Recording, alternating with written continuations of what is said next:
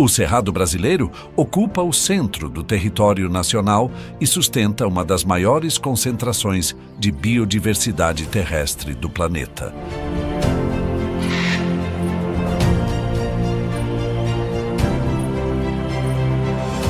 Funcionando como elo entre grandes biomas sul-americanos. Aqui, o solo pobre, o clima extremo e a sazonalidade rigorosa moldam comportamentos, ciclos e estratégias de sobrevivência.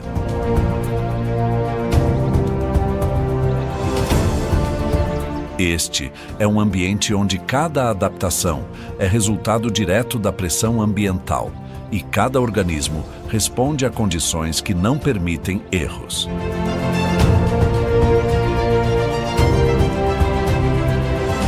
Um sistema funcional, complexo e altamente especializado. Bem-vindo à América do Sul. Bem-vindo ao Cerrado brasileiro.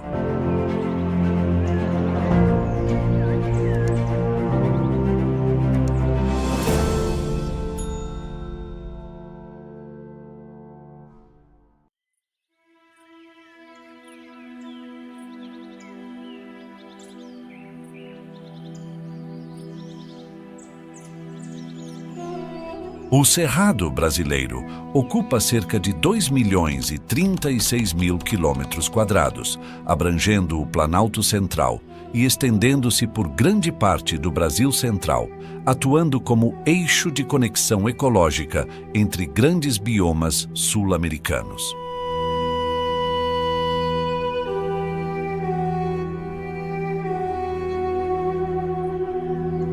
Ao norte, estabelece transições diretas com a Amazônia. A leste e sudeste, conecta-se à Mata Atlântica. Ao nordeste, encontra a Caatinga. E ao sudoeste, mantém continuidade ecológica com o Pantanal.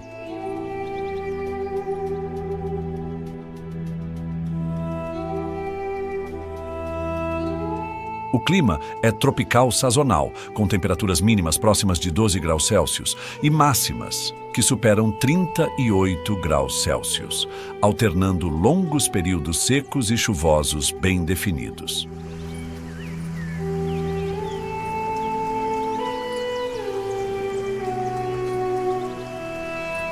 O bioma reúne campos limpos, campos sujos, cerrados típicos, cerradões e matas de galeria, formando mosaicos complexos.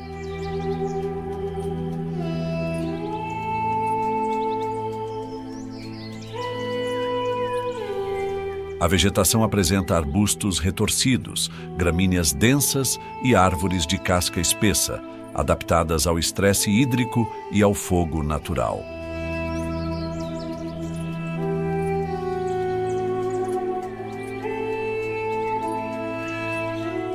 A escassez de nutrientes no solo, a variação térmica e a disponibilidade irregular de água impõem limites claros à fauna.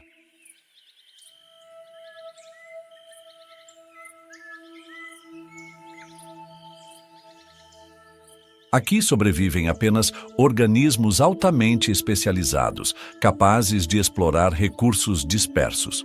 O território exige deslocamentos precisos e leitura constante do ambiente. Cada nicho é disputado de forma silenciosa.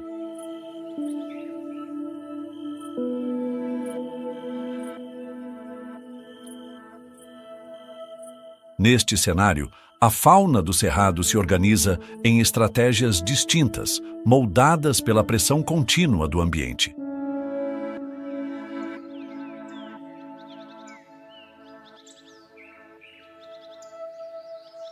Em meio às áreas abertas e solos compactados do centro do bioma, surgem trilhas quase imperceptíveis que conduzem a um dos maiores consumidores de insetos terrestres do Cerrado. Um animal cuja presença raramente é percebida à distância, mas que exerce influência direta sobre o equilíbrio do solo.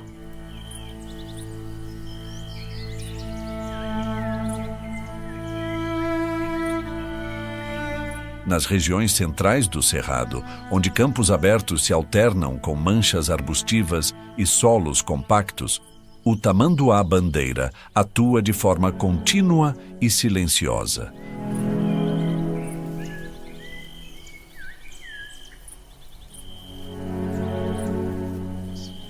Com até 2 metros de comprimento total e massa, que pode ultrapassar 40 quilos, este mamífero terrestre se movimenta por extensões que variam entre 4 e 12 quilômetros quadrados.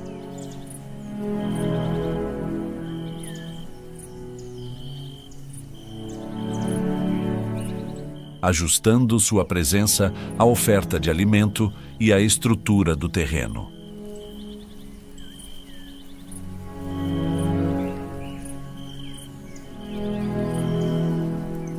A dieta é altamente especializada. Formigas e cupins representam mais de 90% do consumo diário, obtidos a partir de centenas de ninhos explorados em sequência.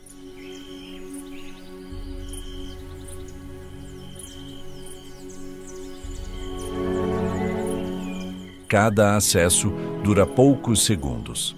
Permanecer mais tempo aumenta o risco de ataques defensivos dos insetos. A língua fina e extensível ultrapassa 60 centímetros e pode ser projetada mais de 150 vezes por minuto.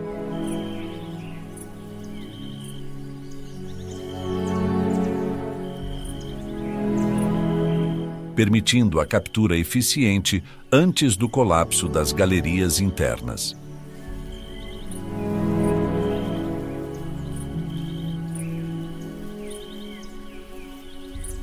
As garras anteriores, longas e curvas, funcionam como instrumentos de escavação, rompendo cupinzeiros endurecidos pela compactação e pelo calor.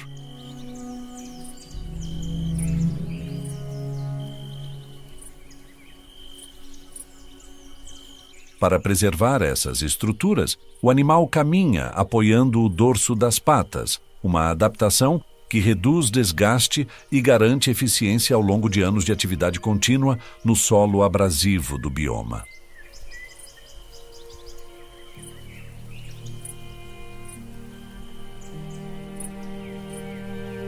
A visão apresenta alcance limitado. O olfato, altamente desenvolvido, permite detectar colônias subterrâneas a vários metros de distância, orientando escolhas precisas de rota e tempo de permanência em cada local.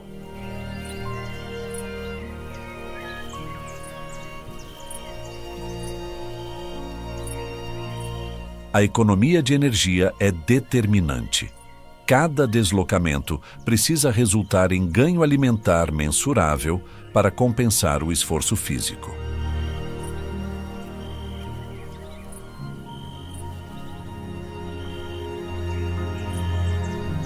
A reprodução ocorre em intervalos longos. A gestação dura cerca de 190 dias, resultando em um único filhote, transportado sobre o dorso da fêmea durante meses.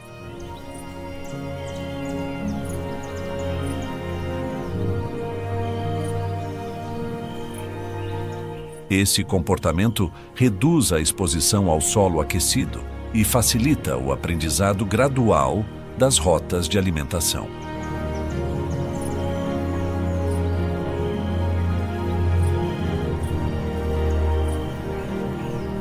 Regiões como a Serra da Canastra, em Minas Gerais, funcionam como refúgios estratégicos para a espécie dentro do cerrado, reunindo campos naturais extensos, alta disponibilidade de insetos sociais e relevo favorável à movimentação terrestre.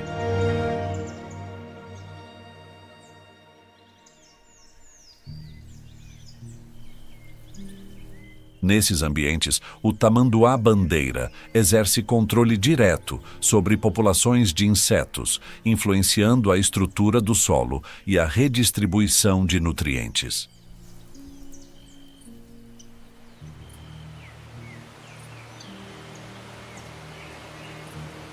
Mais a oeste, onde o relevo se eleva suavemente e árvores emergem acima das formações abertas, O cerrado amplia seu eixo vertical.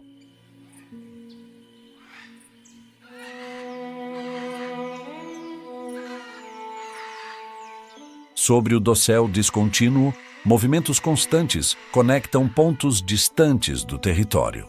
Nesse espaço superior, outro organismo assume protagonismo funcional. A arara canindé.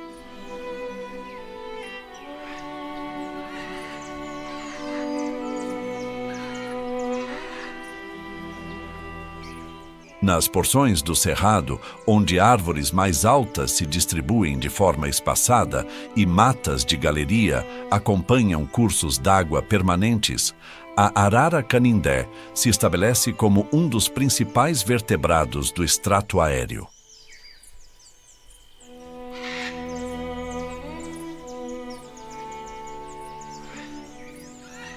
Com envergadura, que pode ultrapassar 1,2 metros, e massa média entre 900 gramas e 1,3 quilos, este psitacídeo utiliza grandes extensões do território para alimentação e deslocamentos diários.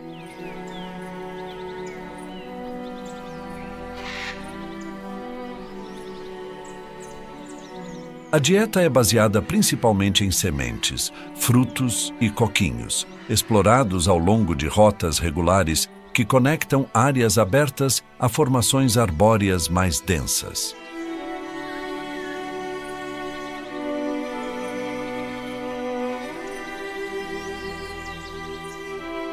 Entre os recursos mais utilizados estão palmeiras nativas, como o buriti, além de árvores frutíferas como cajueiros, cujos frutos e estruturas duras fornecem alto valor energético.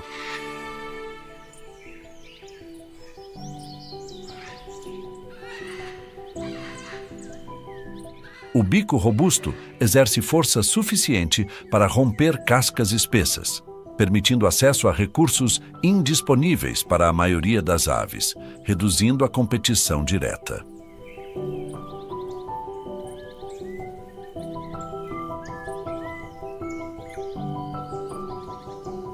Os deslocamentos ocorrem em trajetos que frequentemente superam 20 quilômetros em um único período de atividade, aproveitando correntes térmicas geradas pelo aquecimento do solo.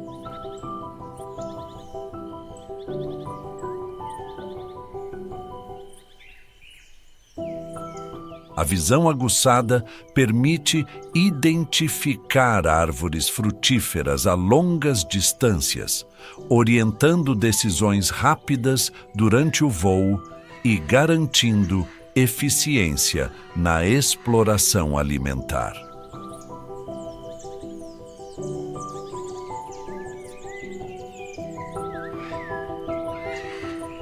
A comunicação entre indivíduos é constante e funcional, mantendo coesão entre pares e grupos reduzidos durante a exploração do ambiente.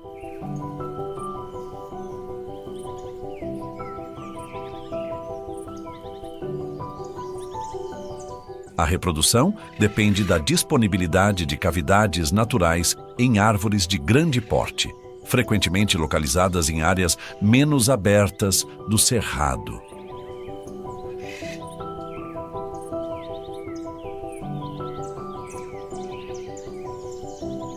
O ciclo reprodutivo é lento.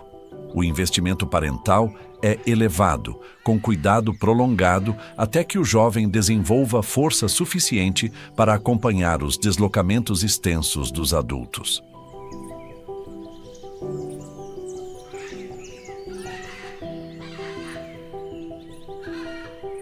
Essa estratégia prioriza a sobrevivência em um ambiente onde falhas iniciais comprometem o sucesso a longo prazo.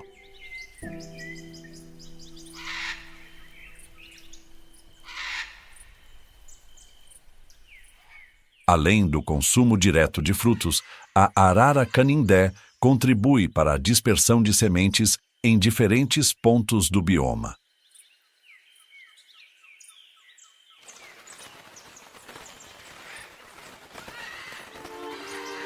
Parte do material ingerido é descartada ao longo dos trajetos ou próximo a áreas de pouso, influenciando a regeneração vegetal em zonas abertas e margens florestais.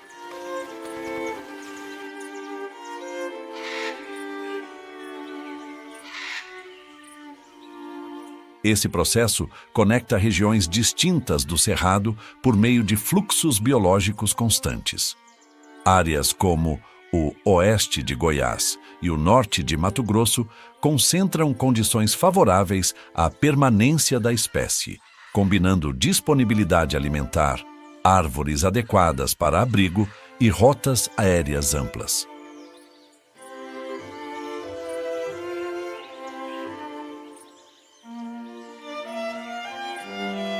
Nesse cenário, a arara canindé atua como elo entre o solo, a vegetação arbórea e o espaço aéreo, integrando diferentes níveis do ecossistema.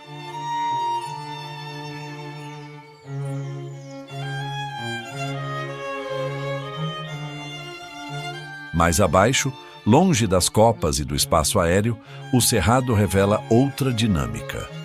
Entre campos abertos e solos arenosos, pequenas elevações circulares marcam pontos estratégicos do terreno.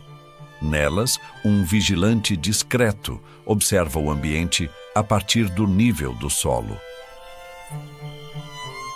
A coruja buraqueira.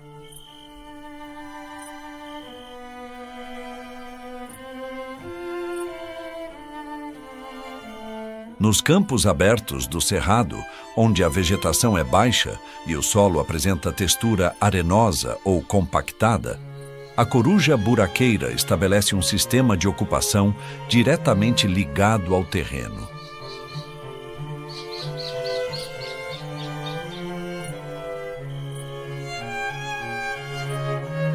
Diferente de outras aves de rapina, esta ave utiliza cavidades no solo como base de permanência, frequentemente aproveitando escavações pré-existentes ou ampliando túneis rasos com até 2 metros de extensão.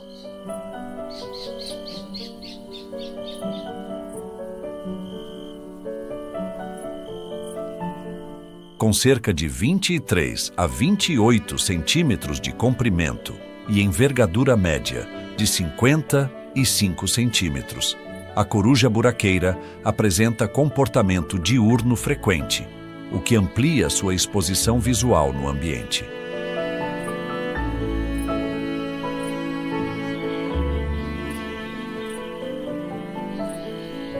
Essa atividade em plena luz facilita a vigilância constante do entorno, reduzindo riscos e permitindo respostas rápidas a alterações no espaço aberto.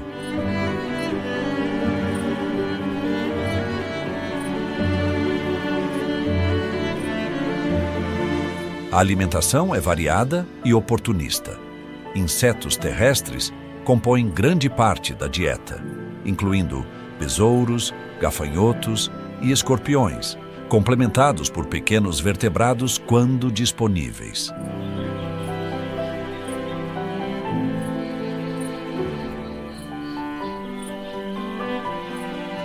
A estratégia alimentar se baseia na observação prolongada a partir de pontos elevados próximos à toca, seguida de investidas curtas e precisas.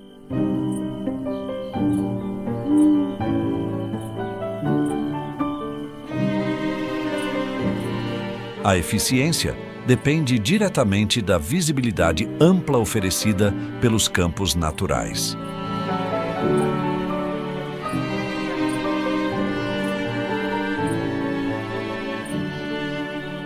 As tocas cumprem múltiplas funções. Além de abrigo térmico, funcionam como locais de postura e proteção dos ovos.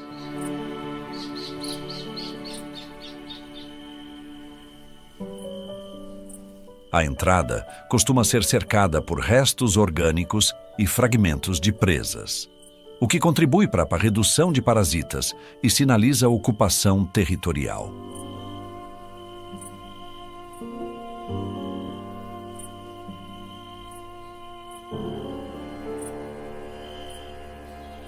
A manutenção do túnel é constante, garantindo ventilação adequada e drenagem em períodos de chuva.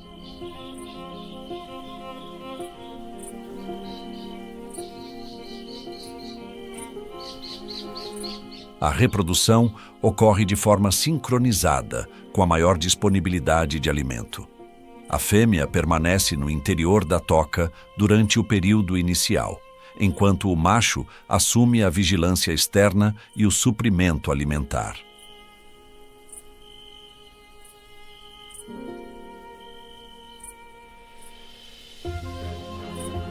O sucesso depende da estabilidade do solo e da ausência de alagamentos, fatores determinantes na escolha do local.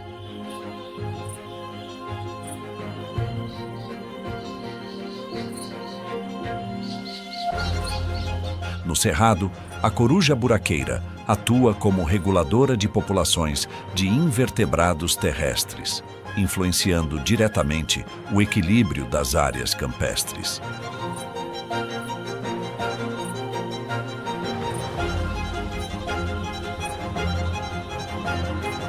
Sua presença indica campos estruturados, com cobertura vegetal suficiente para sustentar presas, mas sem obstruir a visibilidade necessária à estratégia de caça.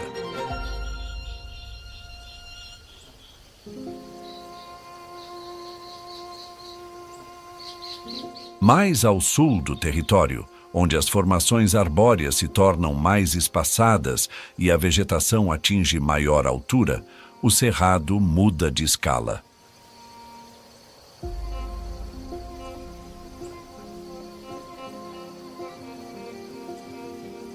Entre campos altos e corredores naturais de gramíneas densas, a observação passa do espaço aéreo para o nível do solo.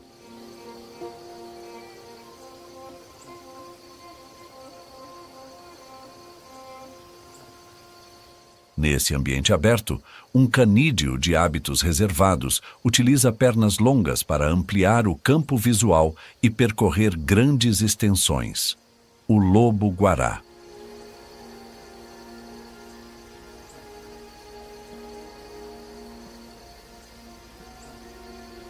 Nas porções mais abertas do cerrado, onde campos altos dominam a paisagem e a vegetação arbustiva permite ampla visibilidade, o lobo-guará se estabelece como um canídeo solitário e discreto.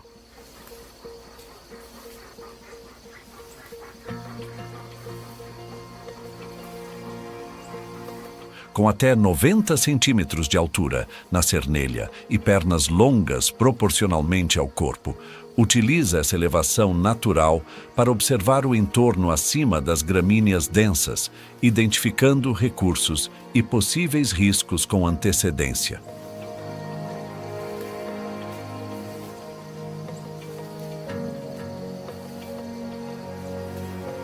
A conformação corporal favorece a exploração de grandes extensões.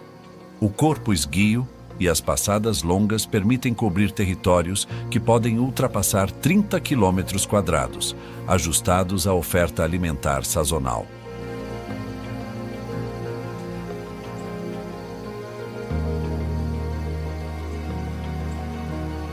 O movimento é contínuo e econômico, reduzindo o gasto energético em áreas planas, campos ondulados e chapadas abertas do bioma.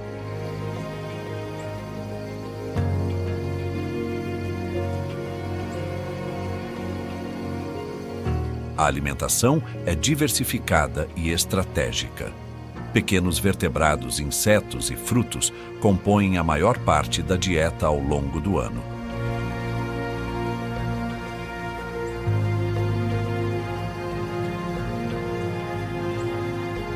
Entre os itens vegetais, destaca-se a lobeira, consumida com frequência. As sementes atravessam o trato digestivo e são depositadas intactas em diferentes pontos do território, contribuindo para a regeneração natural das áreas campestres e a manutenção da diversidade vegetal.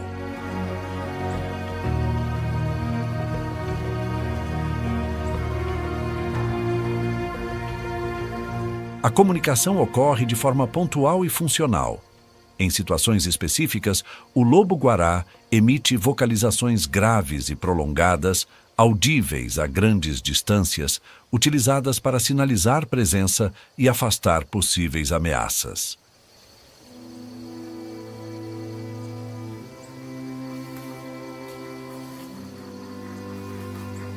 Esse mecanismo reduz confrontos diretos e mantém o espaçamento entre indivíduos em regiões com sobreposição territorial.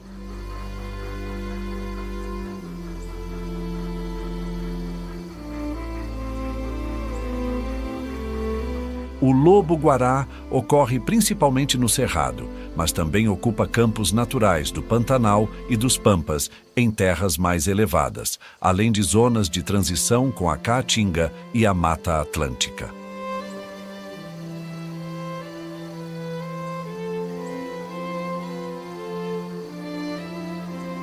Estados como Minas Gerais, São Paulo, Paraná e regiões do Sul concentram registros consistentes.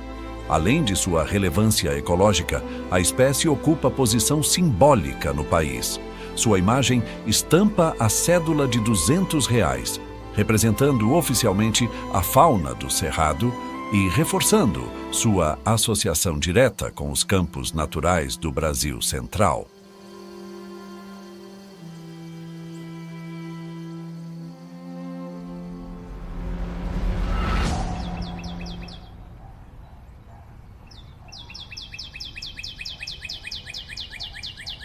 Em grande parte do Cerrado, desde campos abertos até zonas de transição com a Caatinga e áreas elevadas do Pantanal, o carcará se destaca pela flexibilidade comportamental.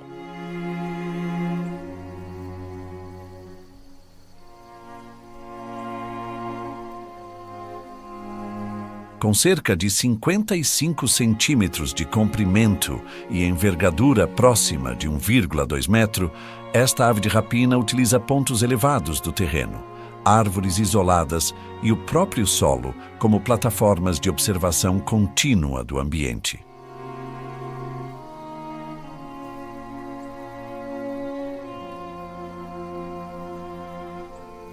A inteligência operacional é um dos traços mais evidentes. O carcará ajusta rapidamente sua estratégia conforme a oferta de recursos disponíveis.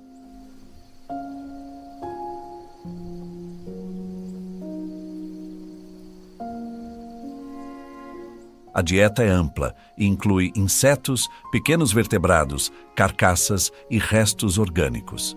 Essa versatilidade permite ocupação estável em ambientes com grande variação espacial e temporal de alimento, reduzindo dependência de um único recurso.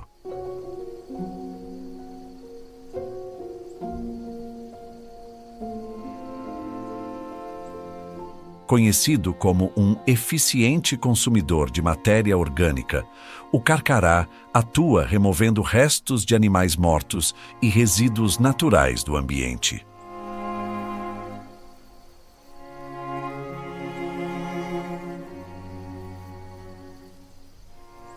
Também aproveita presas expostas após queimadas naturais, quando pequenos animais ficam mais visíveis no solo. Essa atuação contribui para a limpeza biológica do território e influencia diretamente o equilíbrio sanitário do ecossistema.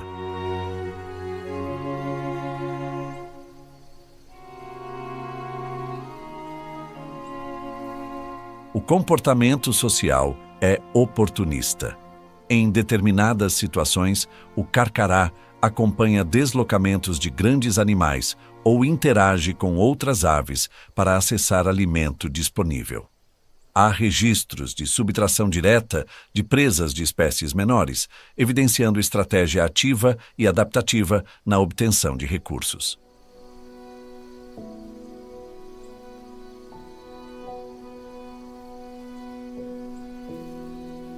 A vocalização é forte e facilmente reconhecível, composta por chamadas ásperas e repetitivas. Esse som deu origem ao nome popular da ave e é utilizado principalmente para comunicação à distância e sinalização de presença territorial, reduzindo conflitos diretos e organizando a ocupação do espaço.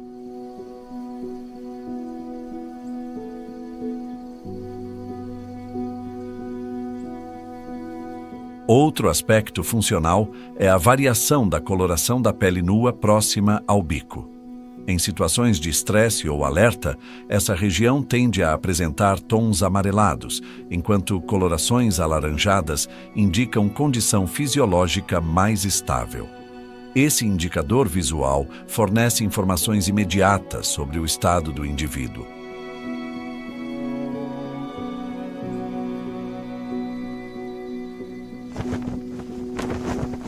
O carcará também estabelece interações indiretas com outros organismos.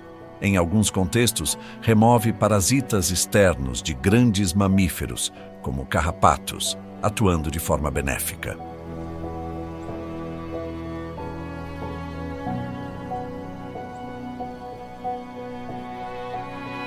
Apesar da aparência e do comportamento, não pertence ao grupo dos gaviões, sendo filogeneticamente mais próximo dos falcões.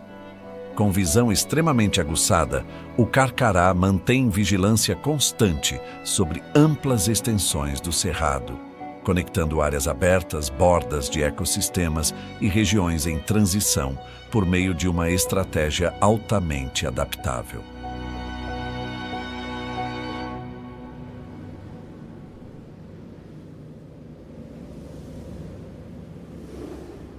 No entardecer do cerrado, a luz diminui sobre os campos abertos e a temperatura começa a cair.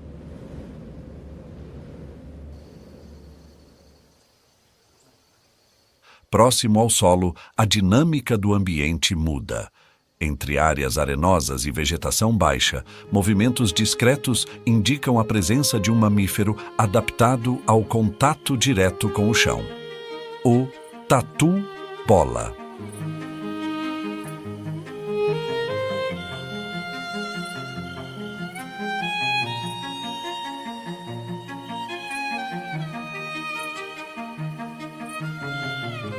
No cerrado, onde o solo arenoso e a vegetação baixa dominam extensas áreas, o tatu-bola desenvolveu uma das estratégias defensivas mais especializadas entre os mamíferos terrestres.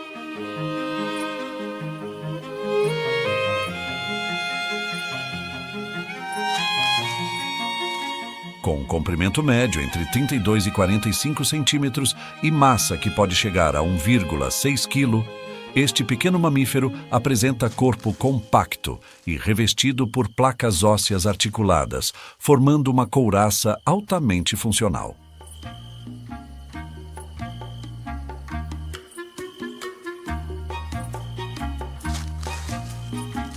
A principal adaptação do tatu-bola é a capacidade de enrolar completamente o corpo, fechando-se em uma esfera rígida. Quando ameaçado, a cabeça e as extremidades ficam totalmente protegidas, expondo apenas a carapaça externa.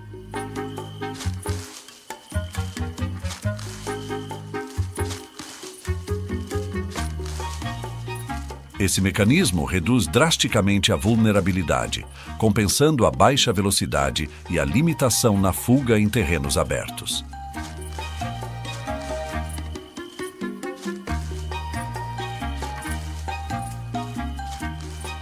A alimentação é baseada majoritariamente em invertebrados do solo. Formigas, cupins, larvas e outros insetos representam a maior parte da dieta, obtidos por meio de escavações rasas.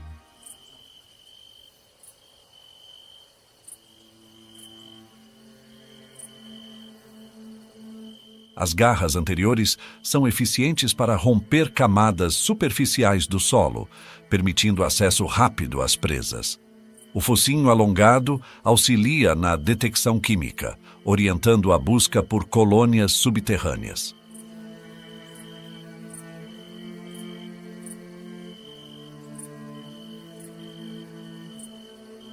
O uso do espaço é restrito quando comparado a outros mamíferos do cerrado. O tatu-bola depende diretamente de áreas com solo adequado para escavação e cobertura vegetal suficiente para reduzir a exposição.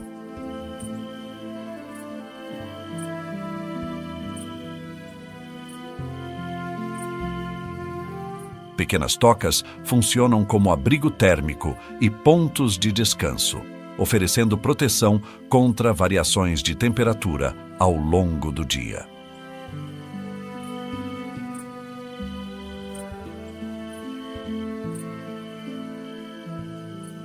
O ciclo reprodutivo é lento e apresenta baixa taxa de renovação populacional.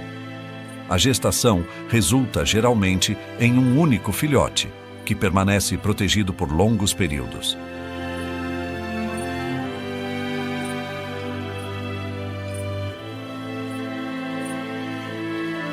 Esse ritmo reprodutivo torna a estabilidade do ambiente um fator determinante para a manutenção da espécie, já que perdas não são rapidamente compensadas.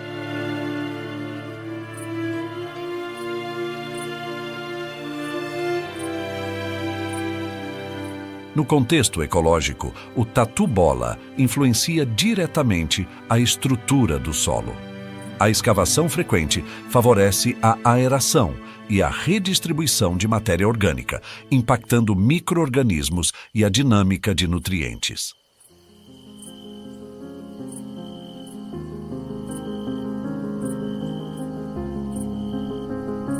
Ao explorar áreas específicas de forma repetida, cria microambientes que beneficiam outras formas de vida subterrânea.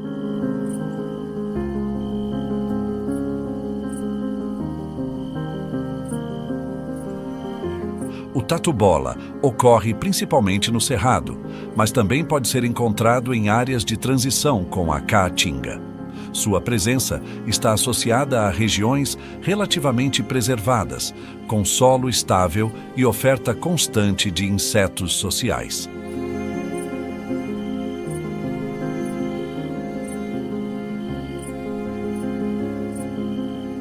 Cada registro confirma a existência de um sistema funcional próximo ao solo, onde adaptações extremas garantem sobrevivência em um ambiente exigente.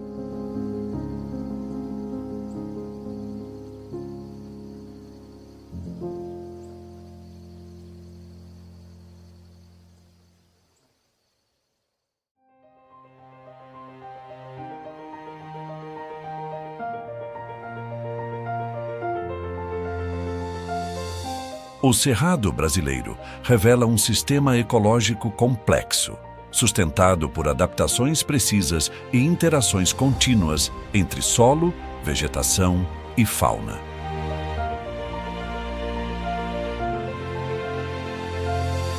Cada animal apresentado demonstra como a sobrevivência depende da leitura constante do ambiente, da eficiência energética e do uso estratégico do território.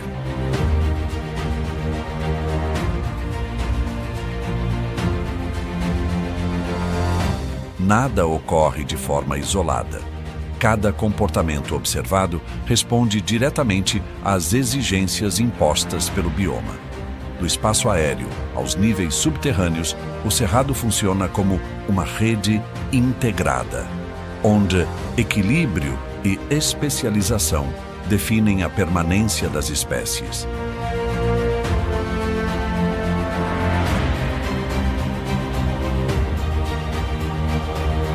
Compreender essa dinâmica é reconhecer a importância científica de um dos ecossistemas mais diversos do planeta.